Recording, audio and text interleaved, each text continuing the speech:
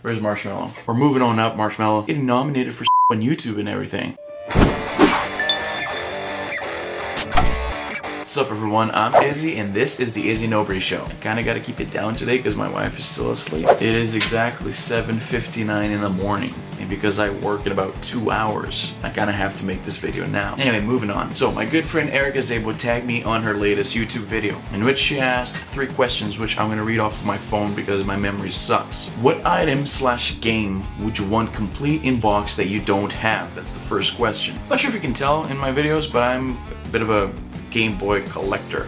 Right up here, I'm sure you can see, there's a bunch of old Game Boys. So I got the OG Game Boy over there. I got a Game Boy Pocket, Game Boy Color. I just bought that one. There's a Game Boy Micro, which I love. And a Game Boy Advance SP. Right now, the one Game Boy I don't have is the original Game Boy Advance. Remember the purple one? That being the one Game Boy I don't have up there? That's the one that I like to have, even though at this point, I don't think I could even fit anything else in there. As you can see, it's pretty tight as is. And next, Erika asked me what's my favorite potato chip. And as a side note, I have the video loaded up here on my phone, and Erika's making the least photogenic face ever, which is very common on YouTube. You can pause any video, this video, at any spot, and my face is gonna be something like, it's almost a hidden feature of YouTube. Go ahead and try it. Seriously, any frame out of context from any video, mine especially. The reason I know this is because people always remind me.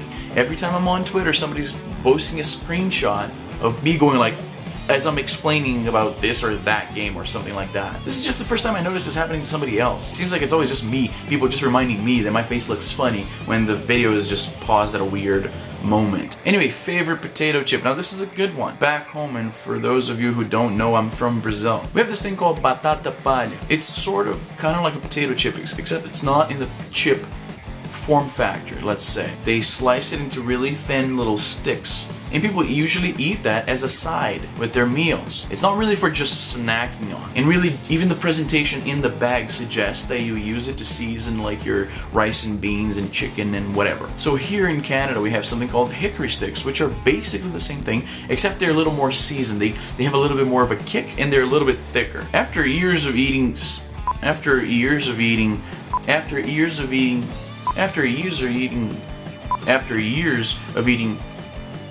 keep that part up. That's such a weird place to be stuck on. After years of eating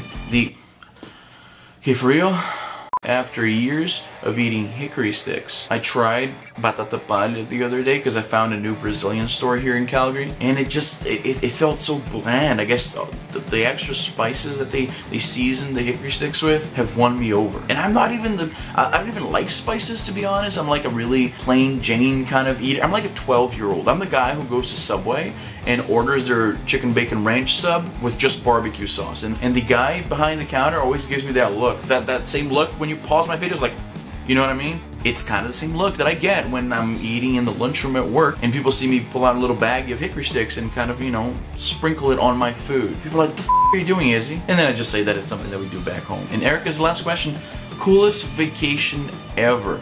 I'm gonna say my coolest vacation ever was the first time I went home since immigrating to Canada. So I came to Canada in 2003 and I didn't get to go back to Brazil until 2009, so 6 years apart. I got to bring my then fiance, now wife, so it's really cool. It's the first time she was leaving Canada, definitely first time going to a place like Brazil. A lot of the country shocked her, like, and it would shock you guys too. She would see kids begging in the streets, and it's quite shocking for somebody who's lived a pretty comfortable life in a first world country like Canada. So infrastructure sucks. There's a lot of poverty around. She got to see the cool things too, like, you know, beaches and stuff like that, but you gotta take the good with the bad is what I'm saying. But yeah, that was definitely the coolest vacation I ever had. So yeah, that's it. Thanks, Erika, for tagging me. I feel like I'm finally part of the English-speaking YouTube community, being tagged by somebody. I was so surprised. It totally caught me by surprise. So thanks, Erika. If you don't know Erika, I'm gonna put her link down below in the description bar. Description bar? That's so like 2010. Do people still call that the description bar?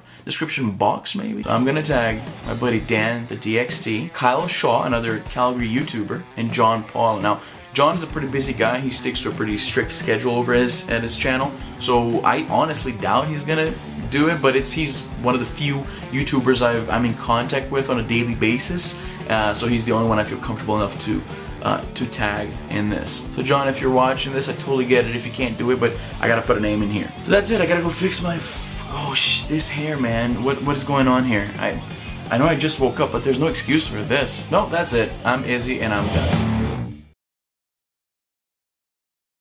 This is what happens when your schedule is hectic. I recorded that video literally moments after waking up. I'm in such a tight schedule that I have to just finish this and run to work. And then while editing, I realized you can see a little bit of dry drool in my face. So yeah, note to self, always make sure to make some time to wash your goddamn face. God damn it.